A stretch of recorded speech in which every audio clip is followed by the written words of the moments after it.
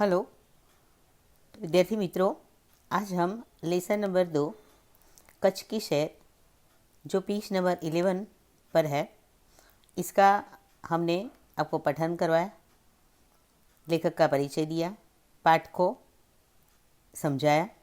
अब हम बाकी पाठ का फिर से अध्ययन करते हैं और आपको इस पाठ से परिचित कराते हैं।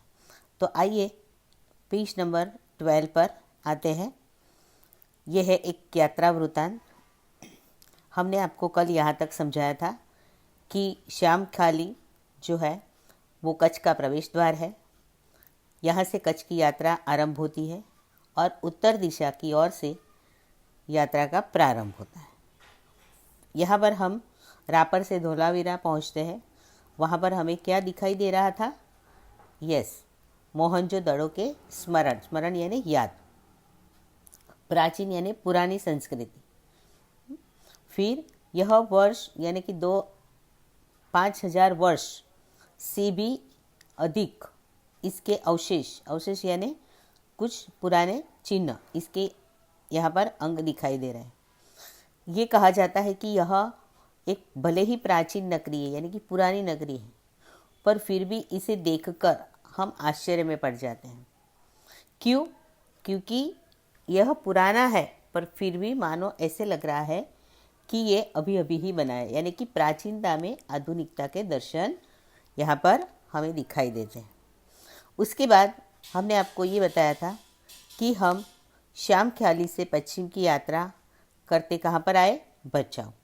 बचाऊ क्या है? हाँ, तो कच्छ का बड़ा गांव है, इसे नगर भी कहा जाता है। फिर हमने यहाँ पर क्या देखा?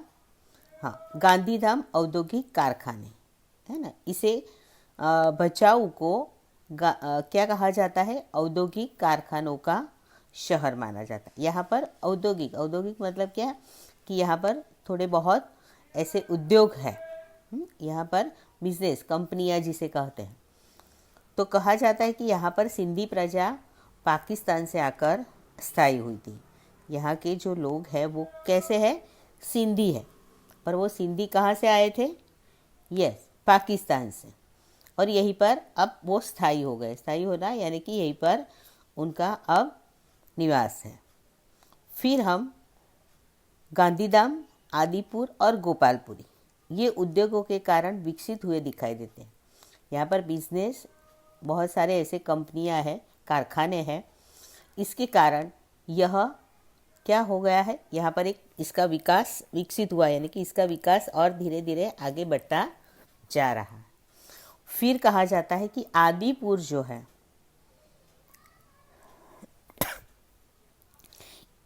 में गांधी स्मृति तथा पास ही कंडला बंदर का बड़ा महत्व है। कंडला का विकास यहाँ की प्रजा के लिए महत्वपूर्ण है। अब देखो बच्चों, हमने आपको ये बताया कि श्याम ख्याली कच्छ का प्रवेश द्वार है। उसमें उत्तर दिशा की ओर जब हम आए तो हमें क्या दिखाई दिया कि यहाँ से कच्छ की यात्रा का प्रारंभ होता है। फिर यहाँ पर हमें 5 वर्ष पुराने अवशेष दिखाई देंगे। फिर यह प्राचीनता में आधुनिकता के दर्शन से प्रख्यात हो गया। उसके बाद श्याम ख्याली की पश्चिम यात्रा में हमने क्या नज़र आया कि बचाऊ जो सबसे बड़ा नगर है। बचाऊ से थोड़े आगे जाने पर हमें यहाँ पर गांधीधाम जो है, गांधीधाम में बहुत सारी कंपनियाँ, कारखाने हैं। कहा जाता है कि यहाँ से सिंधी प्रजा पाकिस्तान से आकर बस गई थी। फिर हम गांधीधाम, आदिपुर और गोपालपुरी को भी एक बहुत बड़े उद्योग से यानी कि बिजनेस से यहाँ पर इसका विकास हुआ है।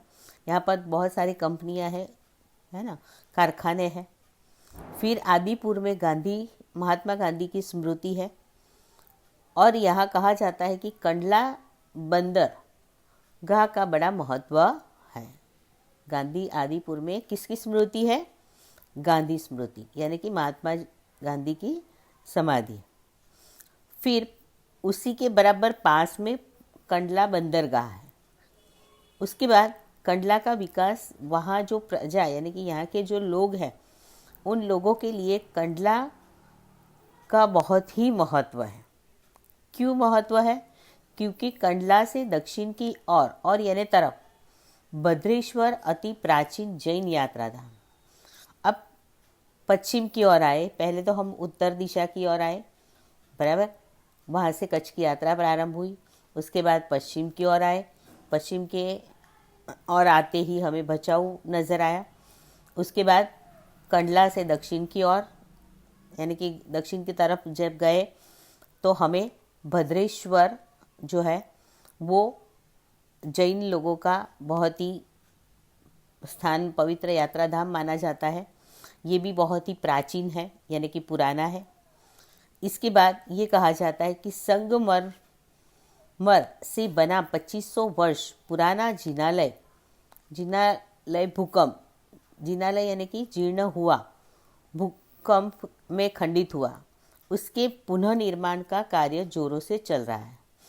इसे आधुनिकता का स्पर्श मिला है। तो विद्यार्थी मित्रों, ये आपको चित्र नज़र आ रहा है। देखिए कि भद्रेश्वर जो है वो दक्षिण की ओर बहुत ही पुराना जैन यात्रा धाम है। यहाँ पर पुराने ज़माने में मतलब 2500 वर्ष पहले भूकंप आया था। अब भूकंप आने पर ये खंडित हो गया यानी कि सब टूट फूट गया, अब कुछ भी बचा नहीं। पर फिर भी इन लोगों ने क्या किया, अब यहाँ पर इसका फिर से पुनः यानी फिर से निर्माण हो रहा है, यानी इसका कार्य अभी जोरों से चल रहा है। मतलब इस भद्रेश्वर जो प्राचीन जैन यात्रा धाम है, फिर यहाँ पर 2500 वर्ष ये पुराना है। अब जब यहाँ पर भूकंप आया था तो भूकंप आने के कारण अब 2500 वर्ष पुराना है और फिर अभी भूकंप आए तो ये पूरा जो जीर्ण हुआ था वो सब टूट गया, खंडित हो गया। खंडित हो जाने के कारण अब इसका फिर से निर्माण हो रहा है, यानी इसे फिर से बनाया जा रहा है। तो आधुनिकता का स्पर्श मिला। फिर मुंद्रा शहर तहसील मुख्यालय भी है। अब कंडला से वो लोग कहाँ पर आए? भद्रेश्वर। भद्रेश्वर में क्या देखा? तो जैन यात्रा धाम, बराबर। फिर उसके बाद आधुनिकता का स्पर्श मिला। उसके बाद मुंद्रा शहर, आधुनिकता का स्पर्श कहाँ पर मिला? क्योंकि जहाँ पर ये भूकंप हुआ था, भूकंप के कारण इसका फिर से निर्माण हुआ। अब ये नई ओर से बनाया गया। ये जो आपको चित्र दिख रहा है ये सब टूट फूट गया था, इसकी फिर से इसका निर्माण, इसलिए ये अभी आधुनिकता में ही नज़र आ रहा है, यानी कि अभी अभी मानव बनाया है, इसलिए इसका नज़ारा और ही सुंदर लग रहा है। फिर यहाँ मुंद्रा में फिर से बहुत सारे ऐसे उद्योग हैं, इसके कारण इसका विकास की दिशा खुल गई। क्योंकि यहाँ पर भी कच्छ मतलब क्या कि पूरा रण, यहाँ लोग हमें बहुत कम मिलते हैं, पर फिर भी उद्योग, यहाँ पर कारखाने बहुत सारे हैं, इसलिए इसका विकास भी धीरे धीरे बढ़ता गया। अब ये जो है यहाँ पर एक बहुत बड़ा समुंदर है। ये समुंदर के पास ही विकसित हुआ है। बंदरगाह जो है वो समुद्र के किनारे विकसित हुआ है। यहाँ कुछ प्राचीन इमारतें हैं, है ना, पुरानी सारी इमारतें। समुद्र के किनारे तटीय यात्रा करते हुए हम मांडवी पहुँचे। मांडवी अति सुंदर बंदरगाह है, बड़ा प्राचीन नगर है। यह शहर राजा के महल, पवन चक्कियों तथा समुद्र के कारण अधिक दर्शनीय बना है। सो आपको ये नज़ारा दिख रहा है, तथा समुद्र तट के कारण अधिक दर्शनीय बना है। यहाँ VRTI ग्राम्य संस्था है, 72 जिनालय है।